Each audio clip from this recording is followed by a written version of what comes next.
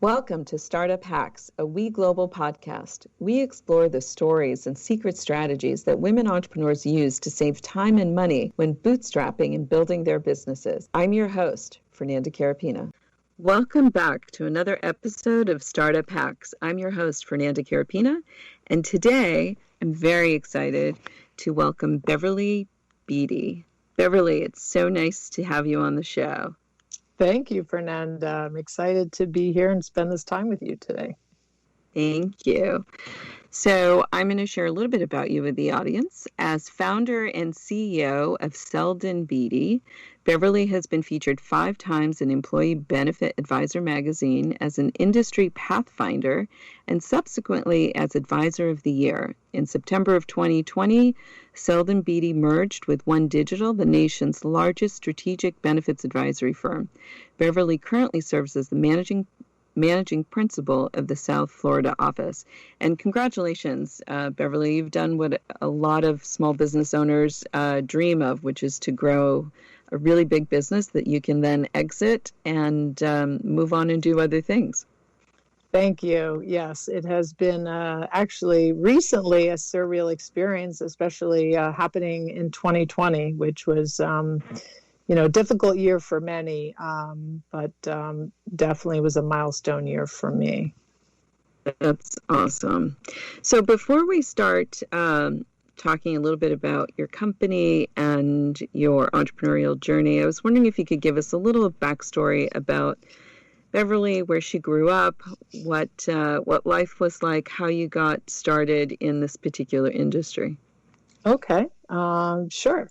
So I was born and raised in sunny South Florida, Miami, to be, specific, which is a rarity these days as we have quite an international population. And so I was raised by a single mother, pretty much, and I had a brother. And so we grew up basically not wanting for anything, but certainly, our mother worked 2 jobs, to make ends meet. So for me, my childhood was definitely one of helping her and, growing up fast because I had a lot of responsibilities to, help out at home and do things that perhaps children at my age weren't doing yet. And I was doing, 10 years old, I was cleaning the house and helping my mom and, writing checks to pay bills and things like that. So I think that was definitely an early start with a lot of responsibilities. And then went to public school and also went to college here locally. I didn't want to leave my mother. I was there to help her and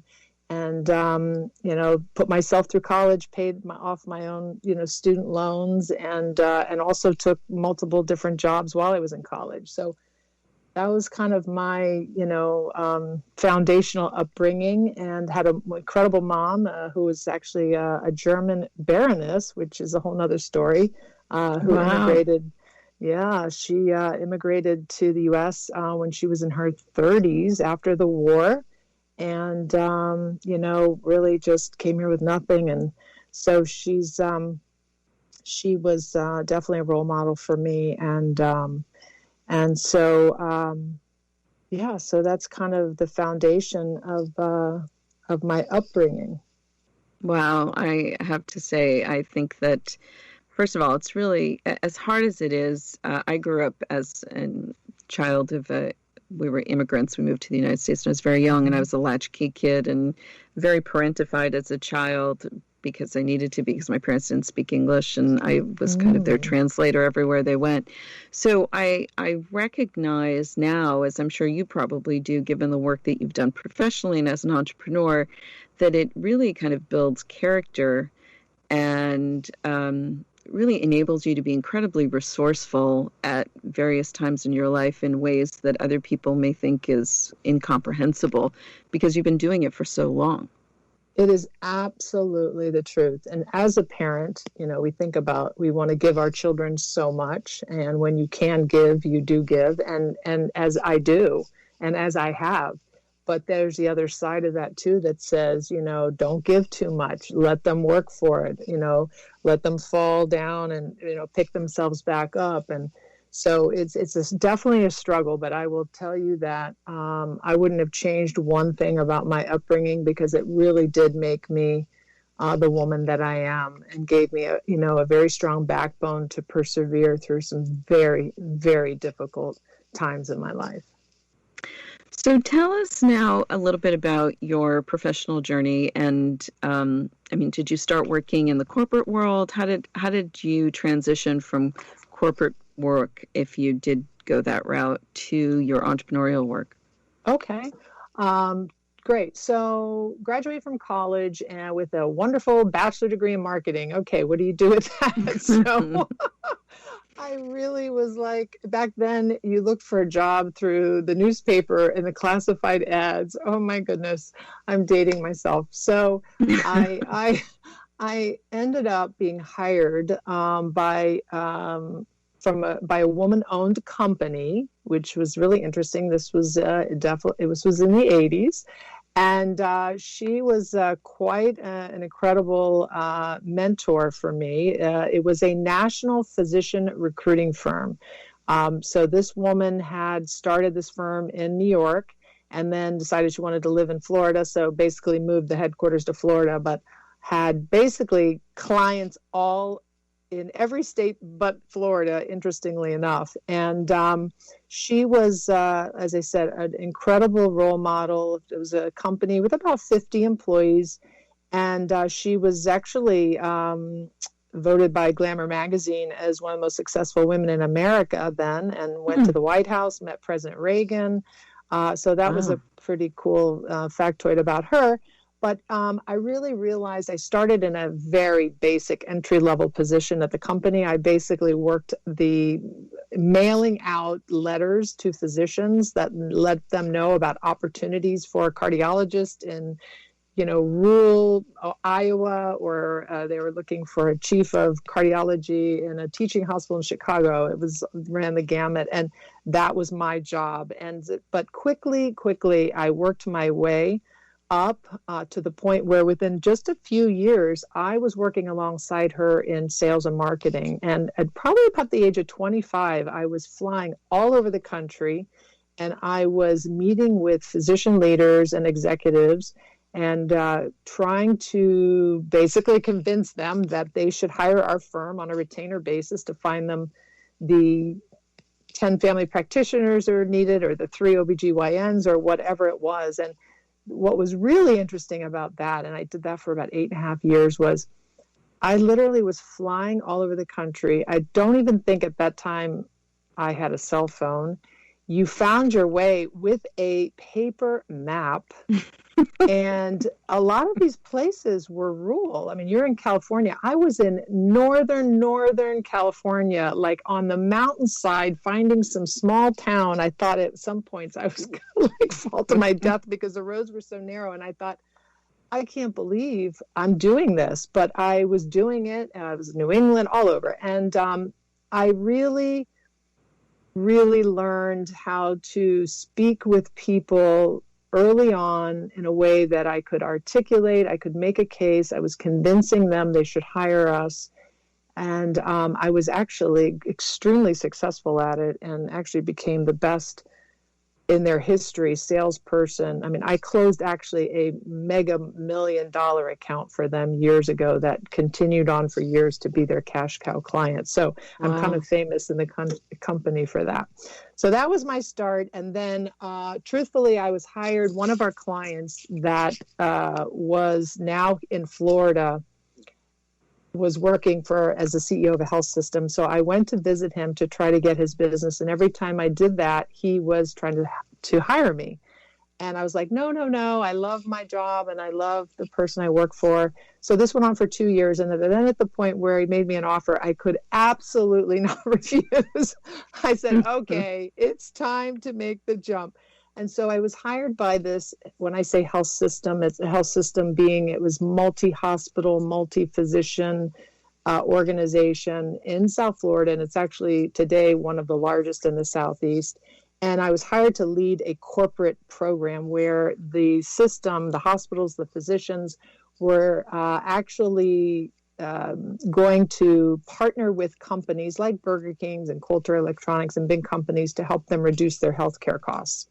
And then also their workers' comp costs and manage wellness and all of that. So it was this corporate program, and my role was to go out there and to bring on new corporate partnerships. And that's where I cut my teeth in beginning to understand healthcare, health insurance, what was broken, what were the challenges employers were having.